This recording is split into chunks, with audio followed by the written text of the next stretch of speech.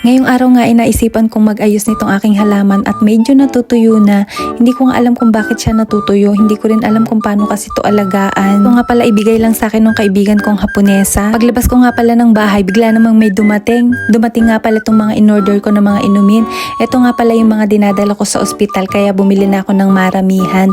Lalo na yung mga tubig, otsa at saka juice. Bumibili na nga pala ako ng maramihan para hindi na ako mahirapan pag pupunta ako ng ospital. Para hindi na ako laging nagmamadali pag aalis. Kasi pag umaalis ako, lagi ako nagmamadali kasi kailangan ko pang dumaan ng supermarket para bumili ng tubig, ng otsa o karna ng juice. So ayan, kung marami kang stock dito sa bahay, hindi na ako magmamadali. Grabe nga palang kati ng mata ko dyan gawa ng kahon show. Kasi nga pagka ganito kasing April, May, talagang maraming allergies dito. At ito nga pala yung tubig na binili ko. Ito nga pala yung mga 500 ml at itinutulak ko na nga lang kasi nga sobrang bigat niya. Hindi ko maano, muntik pa nga akong madapa dyan o masubsob. Ang hirap talaga pag walang tagabuhat, no? Pati nga pala yung ilong ko dyan, grabe. Hindi ko na mapigilan yung pagkakamot. Sobrang kati talaga. So ayan, at ito na nga yung pinakahuli, yung otsa or sobacha. Hay, grabe yung bigat talaga naman. Oy. So ayan, at pagka ano nga pala, nakita ko nga pa to, ang dami ko na namang itatapon ng mga karton. So ayan, at balik tayo dito sa aking halaman na kailangan kong ayusin. Para kasing nalalanta siya, parang naubusan siya ng mga dahon. Kasi dati medyo marami pa siyang dahon nung winter. Parang kasing nitong medyo nagtatag-init na kasi spring season na ngayon. Parang nawawalan siya or natutuyot na lalanta, ganun. Hindi ko rin alam kung bakit. Kasi hindi ko rin alam kung paano siya alagaan eh. So yan, gusto ko siyang itry na itanim dito sa lupa or lalagyan ko siya ng konting lupa. Marami kasi ako dito yung mga paso na may mga lupa na talaga.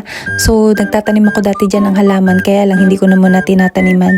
Dapat ililipat ko siya dito sa malaking paso kaya lang naisip ko maliit pa naman yung halaman. Kaya ang ginawa ko, tinanggal ko na lang muna siya, nilagay ko dyan at inihalo ko na nga dito sa lumang paso kasi parang mas maganda yung pataba nitong lumang paso kaysa dito yung sa bago. Kaya ang ginawa ko, pinagsama ko na lang siya para medyo maganda yung pataba ng halaman. At ito pa, hindi ko rin kasi alam kung ano tong halaman na to pero ang alam ko meron din ito sa Pilipinas.